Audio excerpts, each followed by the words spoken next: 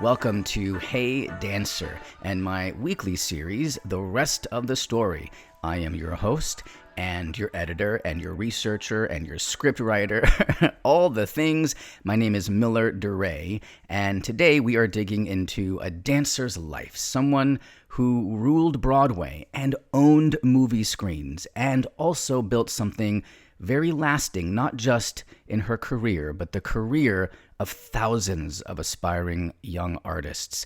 And I actually was very emotional throughout the entire time researching this legend, and I'll tell you why in the outro.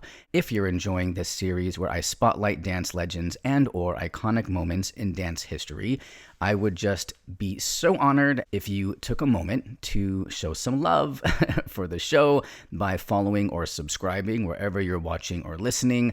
Give a like, a rating, a review, leave a comment, share with your dance fam. It all just goes so far into telling whichever platform you're on that they should share it with even more lovers of dance. And that, again, would make me so happy. If you are watching on YouTube, this is the first time I'm throwing in illustrations to help tell the story, in addition to my usual TV, film, and photo sequences. So let me know what you think in the comments. Okay, let's get into it. She's born in California, although Wikipedia and other sites will tell you otherwise. She's one of 7 kids, filling a lively house. Dad is a hydraulic engineer. Mom is holding the reins. At about 5 or 6 years old, she's begging for ballet lessons after watching a friend dance, but her parents aren't quite sold yet. Summers, she visits her aunt in Seattle, and this aunt would often have musical friends over for parties, and this little girl was always dancing up a storm, catching the bug, performing for everybody. At 7, the family moves from California to Bellevue, just outside Seattle, and settles in. By 8, her aunt pushes ballet lessons for her birthday, and though her folks lean toward tap from their old days, they let her try it. Mom is driving her to Seattle studios, shows her the bus route to go alone, but it's not the full fire quite yet. 6th grade at Enetai Elementary changes everything. Her teacher, Mrs. James, calls for a talent show. There's no backing out. You gotta do it. And this little girl whips up a skit that involves characters throughout history. She's wearing a scarf, but then Carla Sealander steps up, the epitome of a young ballet prodigy. She's got the crown, tutu, pink tights, and pink point shoes. She even has scholarships under her belt, and she's just the sight, nailing the Nutcracker Sugar Plum Fairy variation. Our girl is 11 now, and she's watching, and it's a thunderbolt moment. The most beautiful thing I'd ever seen, she once told an interviewer. Transfixed, the moment is spiritual for her. She begs her parents, ballet classes for her 11th birthday, and this time they cave. They even set up a bar in her bedroom. This is when her dance journey truly begins. No dance blood flows in her family. No one is nudging her forward. She's the one charging ahead. Local studios become her turf. Ballet is her anchor, and she dives into jazz, tap, modern too, building a wide base. Now, she's barely into her teens when she gets a taste of the big leagues. Local companies need extras, supernumeraries they call them, and they hit up ballet studios like hers looking for girls to dress up and fill the stage. She lands a spot in Sleeping Beauty, a lady of the court, in this stunning full-length gown, just standing there, heart-pounding, watching Aurora's 16th birthday unfold. And who is Aurora? Margot Fonteyn. She is so close she could touch her, staring in disbelief. Then Rudolf Nureyev sweeps in, equally unreal. They even rehearse at her studio, warming up where she does, and she's right there on the same stage, soaking it in. I can still see it in my mind's eye today, she says, that magic locked in her bones. She's got fire, training as a kid with 2 former Ballet Russe dancers, and at 12, she steps into the real deal, making her pro debut in Giselle with the English Royal Ballet on tour. Summers turn intense after that. A Ford Foundation scholarship to San Francisco Ballet, 3 years of all-out focus. She's 12, 13, 14, soaking in company class at 10 a.m., grinding her own practice after, ushering shows at night to watch every step. She's hungry for it. High school at Bellevue High keeps her moving, recitals and residencies piling up, but she's restless, craving bigger things. At 17, she snags a summer spot with the Joffrey Ballet in Tacoma at Pacific Lutheran University. And that's when Robert Joffrey switches the track. He says something to her that is arguably the catalyst in her career. See, he hears her singing in class. She's just kind of goofing around. It's her character, the way she interacts with others, joking around, and he's observing her. And just out of the blue, he says that sure, she's got a solid future in ballet if she wants it, but his recommendation, it would really be fantastic if you did Broadway, he tells her. He feels she'd be better off in musicals, that she has a gift. She can dance, sing, and act. He sees it in her future, and he thinks she'd really shine in that world. And now, she's caught. Ballet has her heart, but that nudge from Robert Joffrey himself, it sinks in deep. So she's 18 in 1967, waitressing at Frederick & Nelson's department store in Seattle, saving up $500, a fortune when your allowance is 50 cents a week, and grabs a one-way ticket to New York City. No safety net, just pure nerve. And she lands at Joffrey Ballet School, a place, that already feels like home. And she's on scholarship, picking up ballet and some theater classes, but ballet is not the endgame now. You see, Robert Joffrey's words are constantly looping in her mind, and musical theater has got her full attention now. She's living on cans of Spam, scraping by, but the first gig comes pretty quick. Radio City Music Hall's Ballet Corps, thanks to a teacher's heads up about Tuesday auditions. She's new to this, soaking in advice from the pros about how it all works. Then, she gets a week off from Radio City, and on the advice of her fellow working artists, she dives into trades like variety and backstage, and spots an open call for Fiddler on the Roof's second national tour. 500 dancers, one shot. She's still 18, and she locks it down.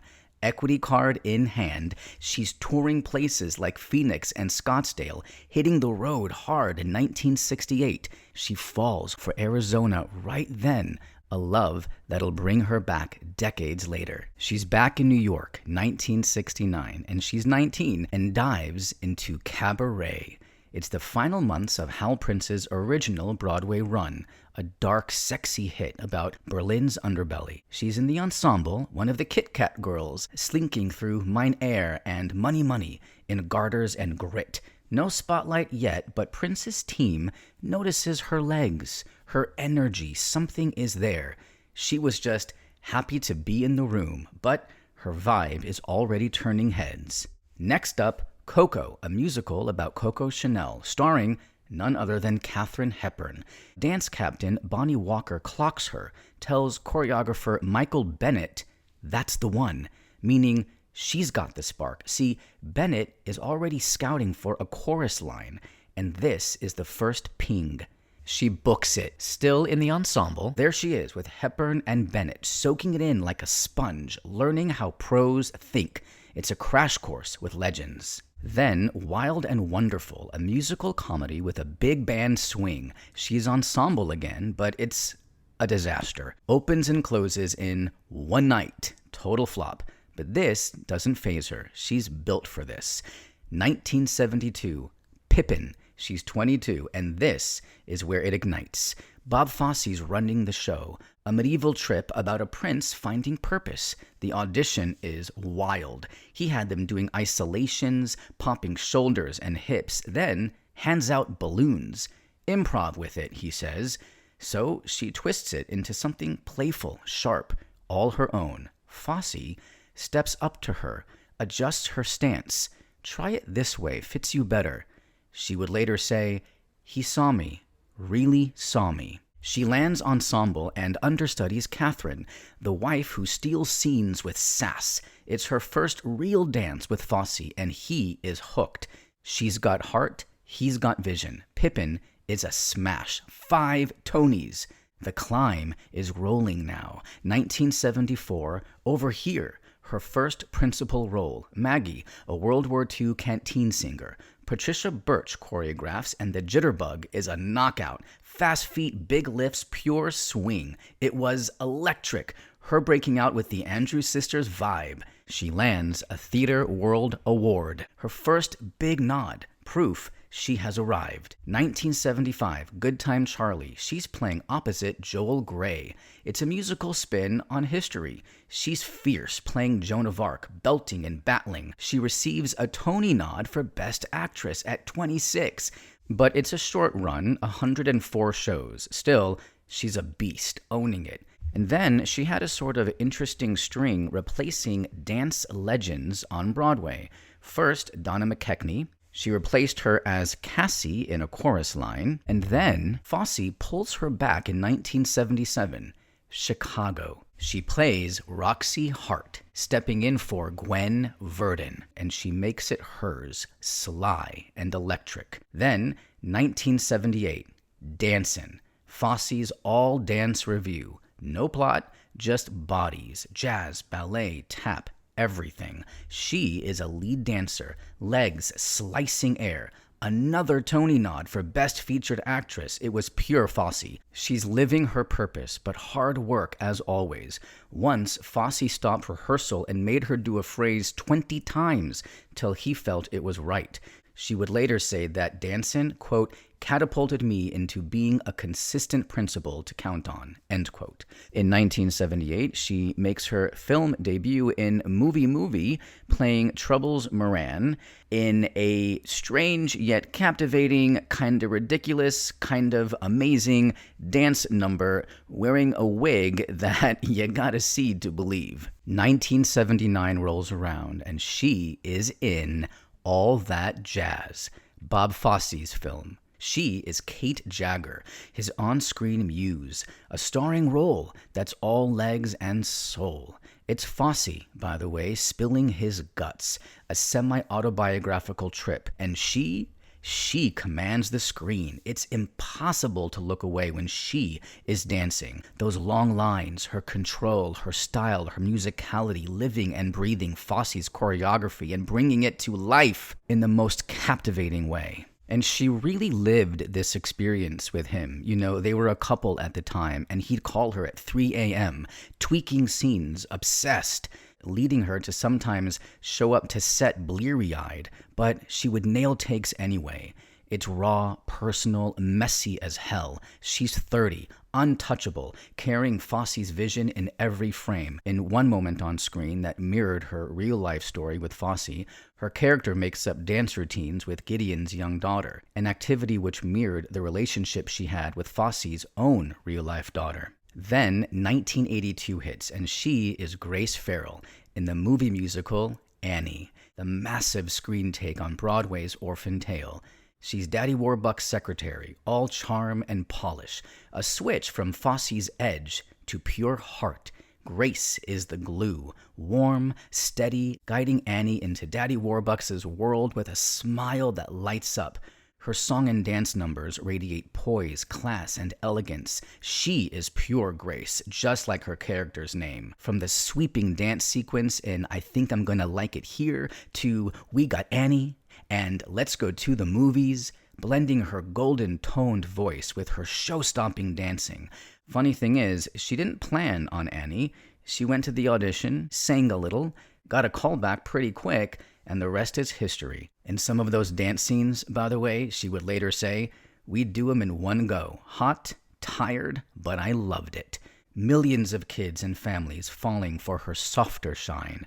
A whole generation of kids, aspiring artists, growing up inspired by her warmth, her elegance, her command of every move and note in that movie. Then 86 rolls in, and she's back with Fosse for Sweet Charity on Broadway, stepping in as Charity after Debbie Allen kicked it off, making the stage hers like always. But she's not just taking, she's giving back. 1991, she co-founds the Broadway Theater Project in Tampa with Deborah McWaters, a 3-week boot camp of tough love, dance, voice, acting, real deal skills for the stage. She believes all artists should pass it on, like a baton, their knowledge, their experience. She once said, I wanted to give kids what I got from teachers like Joffrey, that push, that chance. This camp, if you will, is intense. 12 days straight. Professionals like Gwen Verdon, Julie Andrews, Gregory Hines, Ben Vereen, the list goes on, drilling 20 to 25 hand-picked kids, 15 to 24 years old, on technique and grit. Playbill refers to Broadway Theater Project as the world's most prestigious musical theater arts education program for high school and college students. They work, study, rehearse, perform from morning to midnight. She's with them every step of the way. Any aspiring artist who attends calls this experience life-changing, saying that her presence, her input was simply immeasurable. She's shaping them like she was shaped. But hold up, she's not done yet. Not even close. 1996 hits, and her career has a full circle moment, if ever there was one. She's choreographing the Broadway revival of Chicago.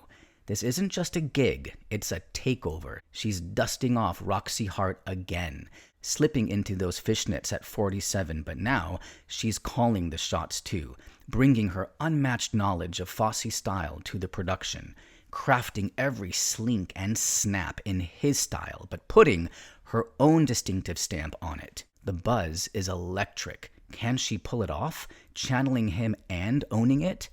Opening night drops, and then bam! She's got a Tony for Best Choreography. Her moves so sharp, they cut through time. She doesn't stop there, staging Chicago across the globe. Then, in 1999, she co-creates Fosse, a revue that's pure him, his jazz, his fire, her hands all over it. It's a love letter, a victory lap, and she's still the one to beat, receiving an Olivier Award for Best Theater Choreographer when she brought the production to London's West End. Later, she settles in Paradise Valley, Arizona, a place she fell for back at 18 on that Fiddler tour in 1968. She's back, calling it home, a quiet full circle that still inspires. She is perhaps the most indelible and often imitated Broadway dancer of her generation. Her name, Ann Reinking. And now you know the rest of the story. Wow, okay, dance family. I don't know, I get so emotional telling her story. I'll try to explain why in a moment, but first, if you enjoyed this, if it hit you, if it resonated, if Ann Reinking was someone you watched growing up, if she's someone who inspires you, please kindly share this podcast with your dance family. We all need to know her story. Please follow and subscribe to the show, rate, watch, comment, all the things. Again, it's so appreciated. Now, let's get into just a little bit more. Now, I think a lot of us have, that celebrity who passed away before you feel is their time. And when you think about them, you're still sad. It still really affects your heart because they brought just so much beauty and joy to the world in so many different ways. And for me, Ann Reinking is that person. And I think for a lot of dancers, she's that person. We're just still so devastated that she left the world, when she did. And just watching her dance and talking about her, I feel like I always have a lump in my throat. There's this joy in me, but also this sadness that she was taken away, I feel, before her time. And yet somehow the spiritual side of me says that people are supposed to go when they're supposed to go, and therefore it was, their time. That said, I feel like she just had more to do. All accounts about her, she was just the most beautiful, gracious, wonderful, endearing, down-to-earth soul. And she didn't just shine on stage, and with those she worked with in a sort of, dance capacity. She poured her heart into something personal when her son, Christopher, was diagnosed with Marfan syndrome, which is a rare condition that messes with your connective tissue. And she turned that fight into a mission, making a documentary called In My Hands. in 2009, and it was all about kids with Marfan. And she brought dance back into the story. She showed off their strength and beauty through dance.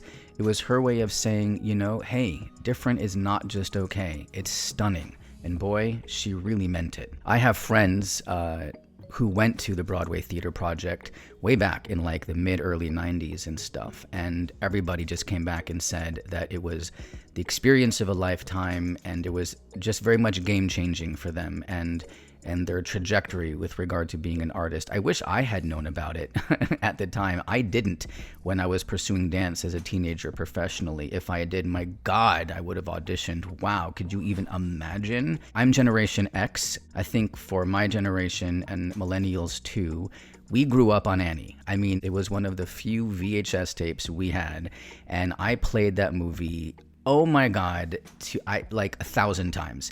It's still one of the I don't watch a lot of movies over and over again. I'm not one of those people. I see something once, I love it, I'm kind of done. Sometimes I'll go back and revisit. Only maybe a handful of movies have I watched over the years. Like, I will make it a point every couple of years to watch it. And Annie is one of those for me. The way I love this movie, for me, it's the greatest Annie of all time. There is no close second. There have been other good ones, but this for me is the definitive in all the ways. Don't get me started. And Anne Reinking is one of the reasons. She just, you know what? I will leave it to the dance critic of the New York Times, Gia Corlas, who talked about Anne in Annie. I never actually thought about that before. She is Anne Reinking in Annie. Anne in Annie. This is what Corlas said. Wearing a silky yellow dress, it swirls around her legs like a partner. She begins with a jazzy, playful walk, pausing every few beats for a shoulder shimmy or a whirl. She kicks and wilts like a rag doll. Dashing through a hallway, she hops over a chair, plays the harp with a couple of finger snaps, and continues forward, spinning through space as if she's gliding on wind. Blurry, gleaming, but indelibly articulate. What a daredevil. What abandon.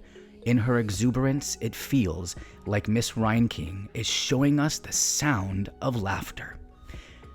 I just love that. It's so true. And again, it makes me emotional. It's just so interesting how I'm not one of those people who's all about celebrity, but certain people, maybe it's the dance connection, I don't know. You feel drawn to them. And I do with Anne Reinking. I regret that our paths never crossed, but I'm so grateful for her work, how it lives on, and the impact she made on my childhood, just in the movie Annie alone. And what a gift it was to revisit her and to learn about her so much more doing the research for this episode today. I don't know, her character was such a mother figure, and maybe it just had this effect on me and millions of other kids who grew up with the movie. Like, you just loved her in that sort of maternal way. All right, Dance Fam, like I always say, I could go on and on forever with these incredible artists and still barely scratch the surface of their amazing careers,